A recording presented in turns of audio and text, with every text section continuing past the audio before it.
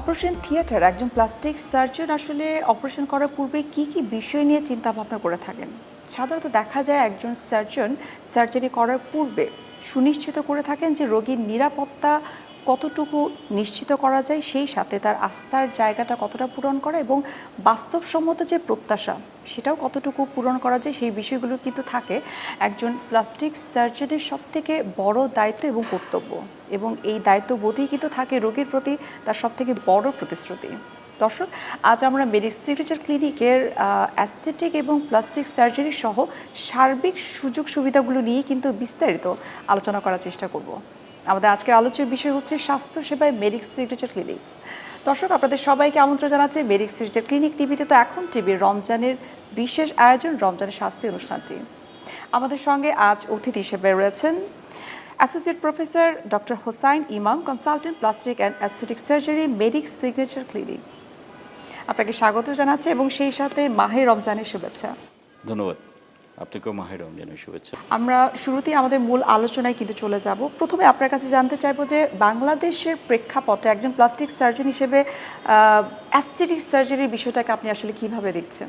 দেখেন, আসলে বাংলাদেশের প্রেক্ষাপটে যদি আপনি বলেন তাহলে অ্যাস্থেটিক সার্জারি আমাদের জন্য খুব বেশি পুরনো নয়, একদমই নতুন। আমরা আসলে অ্যাস্থেটিক প্র্যাকটিসটা শুরু করেছি ধরেন গত 5-7 বছর বা 7-8 বছর এরকম। কারণ আমাদের আসলে প্লাস্টিক সার্জারি অন্যান্য সাবজেক্টের, বিশেষ করে যেমন আগুনে পোড়া রুগী, রিকনস্ট্রাকশনের রুগী, অন্যান্য রুগীদের এত চাপ থাকে, আর আমাদের প্লাস্টিক সার্জনদের সংখ্যাও সীমিত ছিল, যে কারণে আসলে এই বিশেষত এই জিনিসটার দিকে আসলে নজর দেওয়া হয়নি। বাট এখন গত কয়েক বছর ধরে প্লাস্টিক সার্জনের সংখ্যা বাড়ছে, সুযোগ সুবিধা বাড়ছে, রুগীরা ইন্টারেস্টেড হচ্ছে through social media and others. So number of aesthetic surgery patient দিনে দিনে বাড়ছে। সেই কারণে আসলে প্লাস্টিক সার্জারির চর্চা দিনে দিনে, বিশেষ করে অ্যাস্থেটিক সার্জারির চর্চা দিনে দিনে বাড়ছে। এই যে আপনি বললেন যে অ্যাস্থেটিক সার্জারি, মানে মানুষ কিন্তু এখন মনে করে যে অ্যাস্থেটিক মানে হচ্ছে যে এই যে নান্দনিক সৌন্দর্য, অর্থাৎ আমার সৌন্দর্য বৃদ্ধির জন্য শুধুমাত্র আমি অ্যাস্থেটিক সার্ভিসেসগুলো নিয়ে থাকবো। কিন্তু আমরা যতটুকু জানি যে এই অ্যাস্থেটিক এবং প্লাস্টিক সার্জারি এই যে সেক্টরটা, সেটা কিন্তু আসলে বিশাল পরিসর নিয়ে কিন্তু আছে। সেটা সম্পর্কে একটু জানতে চাই যে কী কী ধরনের অ্যাস্থেটিক অ্যান্ড প্লাস্টিক সার্জারি সমূহ সাধারণত আপনারা সার্জারি করে থাকেন বা সার্ভিসগুলো আপনারা দিয়ে থাকেন। বেসিক্যালি অ্যাস্থেটিক সার্জারি আপনি যেটা বলেছেন যে সৌন্দর্য বর্ধন, অবশ্যই এটা একটা প্রাইমারি পয়েন্ট। কারণ this is not an mandatory surgery. মানুষ যখন বয়স বাড়ে বা মানুষের যখন শারীরিক সৌন্দর্যের ঘাটতি তৈরি হয় তার নিজের কাছে, তখনই কিন্তু সে একজন অ্যাস্থেটিক সার্জনের কাছে আসে। এখানে এই পেশেন্টের সৌন্দর্য বৃদ্ধির সাথে তার আত্মবিশ্বাস বৃদ্ধির ব্যাপারটাও কিন্তু খুব জড়িত থাকে। সো অ্যাস্থেটিক সার্জারি আমরা যদি সৌন্দর্য বর্ধন সার্জারিও বলি, কিন্তু কিছু কিছু ক্ষেত্রে এই সার্জারিগুলো প্রয়োজন হয়ে দাঁড়ায়। যেমন ধরেন একজন মা যিনি 3-4 বার কনসিভ করেছে এবং তার সিজারিয়ান সেকশন হয়েছে, সেইখানে দেখা যায় যে তার যে মাসেল অ্যাপোজিশন থাকে সার্জারির সময়, সেটা দুর্বল হয়ে যায় এবং একটা সময় দেখা যায় যে ওখানে বিশেষ করে লোয়ার অ্যাবডোমেন বালজিং থাকে, অনেক ধরনের ফ্যাট ডিপোজিশন থাকে। সো এগুলো এই একটা হিউজ বালজিং নিয়ে যখন একটা পেশেন্ট আসে আমাদের কাছে, সে কিন্তু আসলে আমাদের কাছে সাহায্য চায়, সৌন্দর্য না। সো আমরা কিন্তু ওই যেই সার্জারিটা করি তখন লাইপোসেকশন করি বা টামিটাক করি, ওইটাকে কিন্তু আপনি একদম সরাসরি সৌন্দর্যবর্ধন সার্জারি বলতে পারবেন না। To me it sometimes is a functional surgery. So it's a mixture of this two aspect, both reconstructive and both aesthetic. এবং আমি নিজেও কিন্তু খেয়াল করেছি যে আমি মেডিক্স সিগনেচার ক্লিনিকের একজন ক্লিনিক্যাল ডায়েটিশিয়ান হিসেবে কাজ করছি। আমি কিন্তু আপনাদের প্রচুর পেশেন্ট কিন্তু আমরা পাচ্ছি যে যাদের আপনি বললেন যে লাইপোসেকশন করা বা ব্রেস্ট রিকনস্ট্রাকশন যে সার্জারিগুলো আপনারা করে থাকেন, আপনারা কিন্তু রেফার করছেন একজন ডায়েটিশিয়ানকে, এবং আমি নিজেই ডিল করছি। এবং সেখানে কিন্তু আমরা পেশেন্টদের বিফোর সার্জারি এবং আফটার সার্জারি সাধারণত কিন্তু আমরা তাদের ওজন নিয়ন্ত্রণের জন্য কিন্তু আমরা চেষ্টা করে থাকি। এবং এই জায়গাটি আপনার কাছে একটু জানবো যে ওজন নিয়ন্ত্রণ করার পাশাপাশি এই যে সার্জারি বিষয়টা যে আসে, এই টোটাল প্রোটোকলটা আসলে কিভাবে ফলো করা হয়?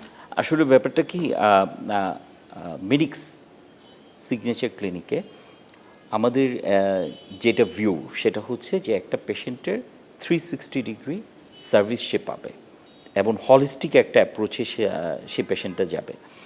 এবং সেখানে কিন্তু এই টোটাল প্রোগ্রামটার মধ্যে কিন্তু একজন ডায়েটিশিয়ান হিসেবে আপনি নুসরাত দিবার রোল কিন্তু খুব পিভটাল। সো আমাদের কাছে যে পেশেন্টগুলো আসে, বিশেষ করে ওবেসিটি নিয়ে আসে, তাদের কিন্তু আমরা একটা মানে আমাদের একটা পুল এখানে আছে, আপনি জানেন, আপনি যেহেতু আমাদের সাথে কাজ করেন, you are also our team member. So আমাদের এখানে অ্যান্ড্রোক্রাইনোলজিস্ট আছে যে নাকি নন সার্জিক্যাল ওয়েট রিডাকশন নিয়ে সাজেশন দেয়, বিশেষ করে হরমোনাল ড্রাগগুলো নিয়ে। তারপরে হচ্ছে আমাদের আপনি আছেন ক্লিনিক্যাল নিউট্রিশন ব্যাপারটা আপনি দেখেন।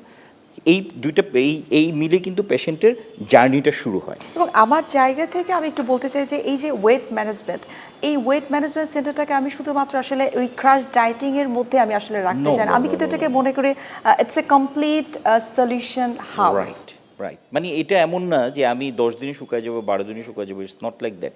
It should be scientific. And the scientific যে ওয়েট রিডাকশন, এই ওয়েট রিডাকশনের ক্ষেত্রে কিন্তু নিউট্রিশনের একটা বড় রোল আছে।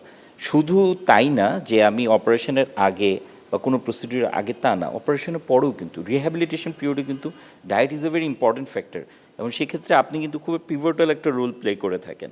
এবং তার সাথে হচ্ছে আমাদের থেরাপিস্ট আছে, ফিজিওথেরাপি ডিপার্টমেন্ট আছে, এবং আমাদের ইনস্ট্রাক্টরও আছে। এই কম্বিনেশন যে একজন অ্যান্ড্রোক্রাইনোলজিস্ট, একজন নিউট্রিশনিস্ট, একজন থেরাপিস্ট এবং একজন প্লাস্টিক সার্জন যদি পরে সার্জারি প্রয়োজন পড়ে, এই যে টোটাল একটা সার্কেল, এই সার্কেলের কনসেপ্ট কিন্তু মেডিক্সেই প্রথম। I think this is the top class services. Right. এটা আমরা যদি বাংলাদেশ বলেন, ঢাকার মধ্যেও যদি অন্যান্য হসপিটালের কথা বলেন, আমরা মনে হয় এই সার্ভিসটুকু আমরা দিতে পারছি। দ্যাটস ওয়াই মানে এটা যেটা আমরা মেডিক্সের সাথে একটা সিগনেচার ক্লিনিক লাগানো আছে, এর উদ্দেশ্য হচ্ছে we will be very much focused, এবং এই ফোকাস জায়গাটায় পেশেন্ট যখন ট্রিটমেন্ট নিতে আসবে তখন অন্যান্য জায়গায় সে যে হ্যাসেলগুলো ফেস করে, সেই হ্যাসেলগুলো যাতে তাকে ফেস না করতে। অর্থাৎ একই অ্যাম্বুলেন্স নিচে কিন্তু আমরা প্রত্যেক সার্ভিসটুকু আমরা দিতে পারছি। Right, right, আচ্ছা, একটু এখানে কিন্তু একটা পেশেন্ট সেফটির বিষয়টা কিন্তু চলে আসে। যারা আমাদের অনুষ্ঠানটি দেখছেন, আমাদের অডিয়েন্সের হয়তো এই ধরনের কোয়ারিজগুলো থাকতে পারে যে আমি এত সার্ভিসেস নিচ্ছি, সেটা ওয়েট রিডাকশনের জন্যই হোক বা আমার লাইপোসেকশনের ক্ষেত্রেই হোক বা যে কোনো ধরনের অ্যাস্থেটিক সার্ভিসেস আমি নেই না কেন, পেশেন্ট সেফটিটা আসলে কতটুকু গুরুত্ব সহকারে দেখা হয়? সবচেয়ে ইম্পর্ট্যান্ট। দেখেন আসলে আপনি যে কোনো সার্জারির ক্ষেত্রে প্রি অপারেটিভ ইভালুয়েশন এবং প্রি অপারেটিভ যে সেফটি সিকিউরিটি পেশেন্টের মেজার করা এবং সেই অনুযায়ী অ্যাকশনে যাওয়া is very important for a surgeon, for a team. Surgery is a mixture of team, তাই না? সো পেশেন্টকে যখন আপনি যেহেতু পেশেন্ট সেফটির ক্ষেত্রে আপনি বলছেন যে এটা একটা টিম ওয়ার্ক, সেই Right. টিম ওয়ার্কের শুধু মধ্যে teamwork। টিমে কারা কারা আছে সেই বিষয়টা আরেকটু বিস্তারিত জানার চেষ্টা করব। একটা বিরতির সময় হয়ে গেছে, আমরা বিরতি নিচ্ছি।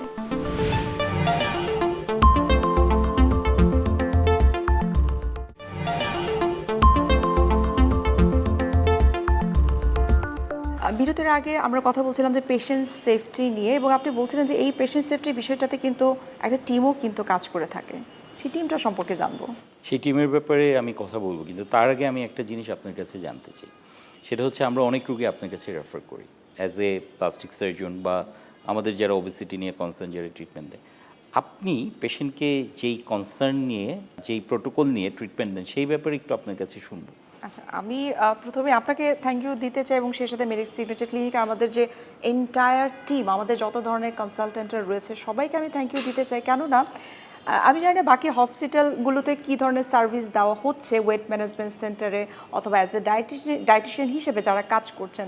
আমার জায়গা থেকে আমি আসলে বলতে চাই যে এখানে আমাদের প্রত্যেক কনসালটেন্ট কিন্তু ডায়েটিশিয়ানকে রেফার করছে। সেটা যদি ডায়াবেটিক পেশেন্ট হয়, সেটা যদি নন ডায়াবেটিক পেশেন্ট হয়, আমাদের যে গ্যাস্ট্রোর যে ডক্টর রয়েছে, আমাদের এন্ডোক্রাইনোলজিস্ট যিনি রয়েছেন, আমাদের নেফ্রোলজিস্ট যিনি রয়েছেন, আপনি প্লাস্টিক সার্জন হিসেবে কিন্তু ডায়েটিশিয়ানের কাছে অর্থাৎ আমার কাছে পেশেন্টগুলোকে রেফার করছে। এই ক্ষেত্রে আমার কাছে মনে হয় ওজন কমানোটা শুধুমাত্র আমার একমাত্র টার্গেট থাকে না। সেখানে কিন্তু আমি সবসময় বলে থাকি যে আপনার dedication, determination is very important, এবং ওজন কমানোর পাশাপাশি আমি আরেকটা বিষয় খেয়াল করি যে তার মেন্টাল ওয়েলবিং, তার লাইফস্টাইল মডিফিকেশন, লাইফস্টাইল চেঞ্জ করার যে একটা মন মানসিকতা, একটা মেন্টালি প্রিপারেশন, সেই বিষয়টার প্রতি কিন্তু আমি গুরুত্ব দিয়ে থাকি। এবং আরেকটা বিষয় হচ্ছে যেটা আমাদের প্রত্যেকটা ডায়েটিশিয়ানের আসলে গুরুত্ব দেওয়া উচিত, যেমন আমি যে পেশেন্টটাকে ডিল করছি তিনি কি আসলে ঢাকার ভিতরে থাকছেন নাকি ঢাকার বাইরে থাকছেন, কী ধরনের খাবার আমি প্রোভাইড করব। যেমন আমি যদি খুব সিম্পল বলি যে ব্রাউন ব্রেড অর ওটস, মুসলির কথা যদি আমরা বলি, এই খাবারগুলো আমি চাইলেই কিন্তু একজন গ্রামের পেশেন্টকে বা মফস্বলের পেশেন্টকে আমি দিতে পারি না। সো অ্যাজ এ ডায়েটিশিয়ান আমার কাছে মনে হয় এই জায়গাটা থেকে আমি এনশিওর করি যে আমার পেশেন্টের হিস্ট্রি নেওয়াটা, তার বডি কম্পোজিশন, তিনি কী ধরনের প্রফেশনে আছে, তিনি স্টুডেন্ট কি না, তিনি তার বয়স কতটুকু আছে, তিনি থাইরয়েডের পেশেন্ট কিনা। সো এই বিষয়গুলো আমার কাছে মনে হয় যে অ্যানালাইসিস করাটা ইজ ভেরি এবং সেই জন্যই ইম্পর্টেন্ট। আপনি একটা দীর্ঘক্ষণ পেশেন্ট দেখেন, প্রায় 40-45 মিনিটস। আমি তো আসলে সত্যি কথা বলতে যে 10 to 15 মিনিটস আমি পেশেন্টের জাস্ট হিস্ট্রিটা নেওয়ার চেষ্টা অ্যান্ড করি। না, we are very happy that you give that much of time. এবং শুধু তাই না, আমি যতটুকু জানি যে পেশেন্টের পরবর্তী ফলো আপ, তার ডায়েট সংক্রান্ত আপনি সবসময় টাচে থাকেন। দুইটা জিনিস এটা খুবই ইম্পর্টেন্ট আপনি বললেন। একটা হচ্ছে মন মানসিকতা, যেটা to attached with the programme, that is very important, and your counselling is a very good thing to keep the patient attached with the programme. And number two is that the follow up, it is also important. I think এই দুইটা জিনিস কিন্তু আসলে সব সেন্টারে নাই, বা সব ডায়েটিশিয়ানরাও হয়তো করে না। এটা আপনি এনশিওর করতেছেন, that's why the medics are providing the signature service না। তার সাথে আমাদের ধরেন যে নন ইনভেসিভ যেই মেজারগুলো রয়েছে, আপনিও অনেক সময় আমাদের কাছে পেশেন্ট পাঠান, তাই না? যে আপনার পেশেন্ট আবার যখন আমাদের কাছে আসে, we are trying with the non invasive. আপনি জানেন যে আমাদের এখানে আমরা এমএসকাপ নিউর মতো টেকনোলজি আছে, তারপরে এমসেলার মতো এক্স্যাক্টলি, কেননা টেকনোলজি যাদের আছে। ওভারওয়েট বা ওবেসিটি রয়েছে তাদের কিন্তু দেখা যায় যে ব্যাক ফ্যাট থাকে, লোয়ার অ্যাবডোমেন Right. বা আপার অ্যাবডোমেন খুব সবসময় যে fatty অপারেশন থাকে। দরকার পড়ে তা না। সো আমরা নন সার্জিক্যালি ট্রাই করি, বাট অবিসিটিতে আমাদের ফোকাস সবচেয়ে বেশি থাকে। আপনার যে টপিকসটা আছে, যে maintain a proper nutrition, going slowly to lose the weight, and also at the same time follow up of the patient. কারণ পেশেন্টকে একটা পর্যায় পর্যন্ত গেলে হচ্ছে আমরা তাকে সার্জিক্যাল বা নন সার্জিক্যাল চিন্তাগুলো করতে পারি। এবং আপনি যে সেফটি সিকিউরিটির কথা বললেন, দিস ইজ অলসো ইম্পর্টেন্ট। আমি কিন্তু ধরেই একটা পেশেন্টকে অপারেশন আমরা সাধারণত প্রেফার করি না। আমরা সেই পেশেন্টটাকে প্রপার ডায়েটের মাধ্যমে নিয়ে যেতে চাই, নন ইনভেসিভ যেই আমাদের যে ফ্যাসিলিটিসগুলো আছে সেগুলোর থ্রুতে নিয়ে যেতে চাই। সো অ্যাজ এ সার্জন আমি কিন্তু একটা প্রপার সেফটি সিকিউরিটি এনশিওর না করে from the pre operative up to the post operative period আমি কিন্তু অপারেশনের কোনো প্ল্যান করতে পারি না। দ্যাট ইজ ভেরি ইম্পর্টেন্ট, আপনার সেফটি সিকিউরিটি। যেহেতু সার্জারি বিষয়টা আসলো, অনেক সময় কিন্তু দেখা যায় যে ওভারওয়েট বা ওবেসিটির যে পেশেন্টটা তার হয়তো কোনো ধরনের লাইপোসেকশনের দরকার রয়েছে, অথবা তিনি হয়তো চাচ্ছেন ব্যক্তিগতভাবে যে তার হাতের কিছু ফ্যাট রিমুভ করার জন্য, তার পেটের কিছু ফ্যাট রিমুভ করার জন্য। এক্ষেত্রে আসলে যারা সার্জারি করতে চায় না তাদেরকে আপনারা নন সার্জিক্যাল কী কী আসলে প্রসিডিউরগুলো সাজেস্ট করে থাকেন? দেখুন, এই নন সার্জিক্যাল প্রসিডিউরগুলোর মধ্যে যত রকমের ফ্যাসিলিটিস আছে, বিশেষ করে যেমন নন সার্জিক্যাল যদি আপনি বলেন, কিছু আছে ফ্যাট ফ্রিজিং টেকনোলজি, কিছু আছে রেডিও ফ্রিকোয়েন্সি, কিছু আছে হিট প্রোডাকশন করা। বাট এই যে কম্বিনেশন, আমরা ফ্যাট ফ্রিজিং টেকনোলজিটা একটু ব্যাকডেটেড হয়ে গেছে, বাট এটা নতুন ফর্মে আবার আসতেছে। বাট ওয়ার্ল্ডে এখন যে বেসিক্যালি ফ্যাট রিডাকশনে যে হাইপটা চলতেছে সেটা হচ্ছে এমএসকাপ নিউ, এবং সেখানে হচ্ছে রেডিও ফ্রিকোয়েন্সি, হিট এবং যে স্টিমুলেশন, ইলেকট্রোম্যাগনেটিক স্টিমুলেশন, তিনটা একসাথে কাজ করে। সেখানে শুধু ফ্যাট রিডাকশন হয় না, এই ধরনের মাসল বিল্ড আপ হয়। প্রসিডিউরগুলো আমাদের অডিয়েন্সে আর যারা দেখছেন আমাদের অনুষ্ঠানটি তাদের জন্য একটু নতুন কিছু হতে পারে। এই বিষয়গুলো আরেকটু বিস্তারিত আমরা জানার চেষ্টা করব। আরও একটা বিরতির সময় হয়ে গেছে, আমরা বিরতি নিচ্ছি।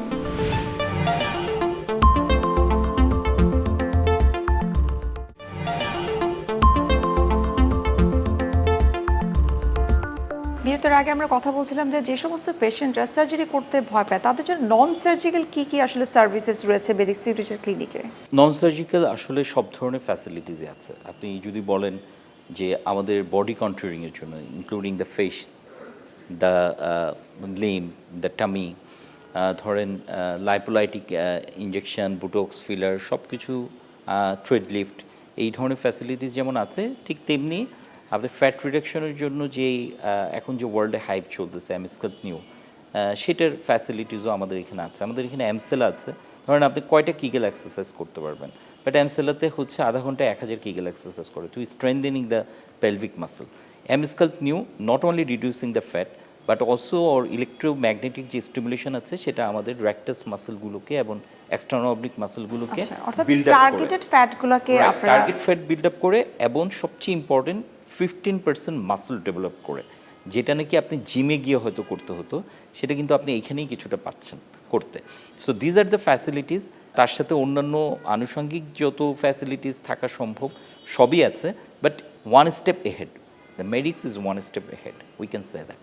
যেহেতু অ্যাডভান্সমেন্টের কথাই চলে আসলো, সেখানে আপনার কাছে একটু জানতে চাইবো যে অ্যাস্থেটিক সার্জারির অ্যাডভান্সমেন্টের ক্ষেত্রে মেডিক্স সিগনেচার ক্লিনিক আসলে কতটুকু গুরুত্বপূর্ণ ভূমিকা পালন করছে? প্রথমত কথা হচ্ছে যে আমরা একটা টিম বিল্ড আপ করছি, কারণ ইফ ইউ টক অ্যাবাউট যে যেমন এইজিংয়ের সাথে যে ফেশিয়াল চেঞ্জগুলো আসে, সেই ফেশিয়াল চেঞ্জগুলো কিন্তু অনেক ক্ষেত্রে আপনার প্লাস্টিক সার্জনও করতে পারে, ডার্মাটোলজিস্টও করতে পারে। So working together a blend of this I mean the plastic surgeon, the dermatologist, the nutritionist, this thing we are build up for the first time here. So আমাদের একটা টিম আছে, যেমন একটা রুগী যে ডার্মাটোলজির প্রবলেমের জন্য আসলো, কিন্তু তার একটা প্লাস্টিক সার্জারির প্রবলেম আছে, আমরা কিন্তু একসাথে বসে ওটা সলভ করে ফেলি। বা আমার কাছে যখন একটা পেশেন্ট আসে যে ক্লিনিক্যাল ডার্মাটোলজি প্রবলেম আছে, আমি কিন্তু আমাদের এখানকার ডার্মাটোলজিস্ট যারা আছে তাদের সাথে কথা বলে আমি ওইখানেই কিন্তু পেশেন্টকে সমাধান দিয়ে দিচ্ছি। পেশেন্টকে কিন্তু আর বিভিন্ন জায়গায় যেতে হচ্ছে না। এক্স্যাক্টলি। এবং আমি দেখেছি আমার যতগুলো পেশেন্ট রয়েছে যারা হয়তো 4 থেকে 5 মাস বা 6 মাসে তারা 20 থেকে 30 কেজির মতো ওজন কমিয়েছে, তারা কিন্তু একটা কমপ্লেন করে থাকে যে তার স্কিন একটু স্যাগি হয়ে গেছে। হ্যাঁ, সেক্ষেত্রে কিন্তু আমি প্রথমেই সাজেস্ট করে থাকি যে আমাদের এখানে প্লাস্টিক সার্জন আছে, আমাদের এখানে কিন্তু ডার্মাটোলজিস্ট আছে। তো এই ক্ষেত্রে আসলে যাদের স্যাগিনেসটা রয়েছে তাদের ক্ষেত্রে আপনারা কী কী সার্ভিসেস প্রোভাইড করে থাকেন? আচ্ছা, স্যাগিনেসের ব্যাপার হচ্ছে আপনার স্যাগিনেসটা কোথায় সেটা ডিপেন্ড করে। কারণ একটা তো হচ্ছে এইজের সাথে ফেশিয়াল কিছু ফিলার ইউজ করি, অনেক ক্ষেত্রে জমার্ক জ লাইন আনার জন্য বা বিভিন্ন স্কিনের অ্যানাটমিক্যাল ল্যান্ডমার্কগুলোকে শার্প করার জন্য আমরা থ্রেড লিফট করে থাকি, আমরা রিঙ্কেলসের জন্য বুটক্স করে থাকি, সাবমেন্টাল ফ্যাট ডাবল চিনের জন্য রাইট আমরা লাইপোসাকশন করি, তার সাথে আমরা এক্সিয়ন আছে আমাদের বিটিএল এক্সিয়ন, যেটা খুবই ভালো সাবমেন্টাল ফ্যাটের ক্ষেত্রে। সো এগুলো করে থাকি। আর এর বাইরে নন ইনভেসিভ যেটা আমরা বললাম, আপনার অ্যাবডোমিনাল ফ্যাট বলেন বা আর্মের ফ্যাট বলেন, থাইয়ের ফ্যাট বলেন, এক্সট্রা ফ্যাটগুলো রিমুভ করার জন্য প্লাস মাসল বিল্ড আপের জন্য আমরা এমএসকাল্প দিয়ে থাকি। আমি যতটুকু জানি, যতটুকু আমি দেখেছি যে আমাদের মেডিক্স সিগনেচার ক্লিনিকে কিন্তু আইপিটিতে অনেক বডি কন্ট্রোলিং এর অনেক পেশেন্ট কিন্তু অ্যাডমিট হচ্ছে এখন। সেই সার্ভিসটুকু সম্পর্কে একটু জানতে চাই, আমাদের অডিয়েন্সের উদ্দেশ্যে যদি বলতেন। ব্যাপারটা হচ্ছে যে প্লাস্টিক সার্জারিতে অ্যাস্থেটিক সার্জারি কিন্তু আমি আবারও বলি, it's a selective surgery, it's an elective surgery, it's not an mandatory surgery, emergency surgery, এরকম কিছু না। চাইলে করতে পারে, না চাইলেও করতে পারে, অ্যাকসেপ্ট দ্যাট ফাংশনাল স্পেক্ট যেটা আমি আপনাকে শুরুতে বলেছিলাম। সো পেশেন্ট যখন আসে তখন right person, right technology and right environment, these are the most important thing to us. So these are the three factors, যে কোনো পেশেন্টও হ্যাপি এবং আমরাও হ্যাপি, আপনিও হ্যাপি। আমরা অনুষ্ঠানের একেবারে শেষ পর্যায়ে চলে এসেছি। আমার মনে হয় আরও অনেক কিছু জানার ছিল, কিন্তু সময় স্বল্পতার কারণে আমাদেরকে এখানে শেষ করতে হচ্ছে। আমার মনে হয় আজকের এই অনুষ্ঠানটির মাধ্যমে, আজকের এপিসোডটির মাধ্যমে আমরা মেডিক্স সিগনেচার ক্লিনিকের যে মিশন, ভিশন বা মোটো আমরা যাই বলি না কেন, আমরা মনে হয় আমাদের অডিয়েন্স যারা রয়েছে তাদেরকে আমরা কিছুটা হলেও সেই মেসেজটুকু দিতে পেরেছি যে কতটুকু ওয়ার্ল্ড ক্লাস সার্ভিসেস আমরা প্রোভাইড করে থাকি আমাদের পেশেন্টদের জন্য। আবারও ধন্যবাদ জানাচ্ছি আপনাকে এত মূল্যবান সময় দেওয়ার জন্য। ধন্যবাদ আপনাকে। সুপ্রিয় দর্শক, এতক্ষণ আপনারা দেখছিলেন মেডিক্স সিগনেচার ক্লিনিক নিবেদিত এখন টিভি রমজানের বিশেষ আয়োজন রমজানের স্বাস্থ্য। আজ এখানে শেষ করতে হচ্ছে, দেখা হবে আবার আপনাদের সঙ্গে। সে পর্যন্ত আপনারা সবাই ভালো থাকুন, সুস্থ থাকুন। আল্লাহ হাফিজ।